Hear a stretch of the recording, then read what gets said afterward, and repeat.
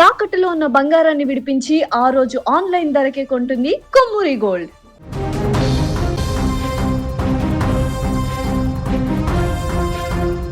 తెలంగాణ వ్యాప్తంగా గత 3 రోజులుగా ప్రయాణికులను ఉక్కిరి బిక్కిరి చేసిన ఆర్టీసీ సమ్మె ఎట్టకేలకు ఒక కొలిక్కి వచ్చింది. అటు ప్రభుత్వం ఇటు కార్మిక సంఘాల మధ్య జరిగిన సుదీర్ఘ చర్చల సఫలం కావడంతో సమ్మెను విరమిస్తున్నట్లు జేఏసీ నాయకులు ప్రకటించారు.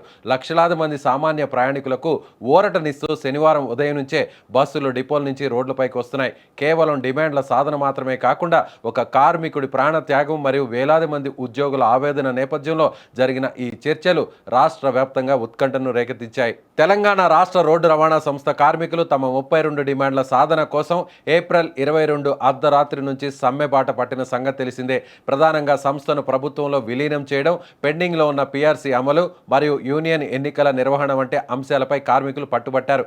సమ్మె కారణంగా దాదాపు 90% బస్సులు డిపోలకే పరిమితం కావడంతో సామాన్య ప్రజలు ప్రైవేట్ వాహనాలను ఆశ్రయించి భారీగా ఛార్జీలు చెల్లించాల్సి వచ్చింది. మెట్రో రైళ్లు కిక్కిరిసిపోయాయి. పరిస్థితి తీవ్రతను గమనించిన ప్రభుత్వం ఉన్నతాధికారులతో కమిటీని వేసి చర్చలకు ఆహ్వానించింది. సెక్రటరియట్లో ఉప ముఖ్యమంత్రి మల్లు భట్టి విక్రమార్క నేతృత్వంలోని మంత్రుల బృందం కార్మిక సంఘాల నేతలతో సుమారు 7 గంటల పాటు మారథాన్ చర్చలు జరిపింది.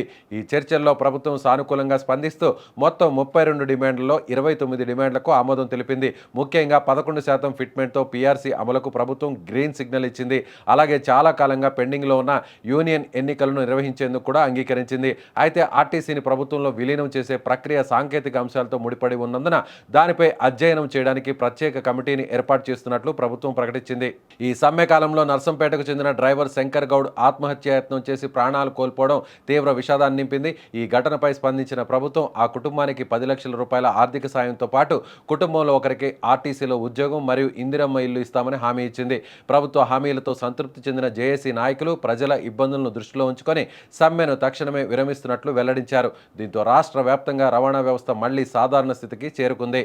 ప్రభుత్వం మరియు కార్మికులు ఒక అడుగు వెనక్కి తగ్గి ప్రజల ప్రయోజనాల కోసం తీసుకున్న ఈ నిర్ణయం రవాణా రంగంలో కొత్త ఆశలను చిగురింపజేస్తోంది.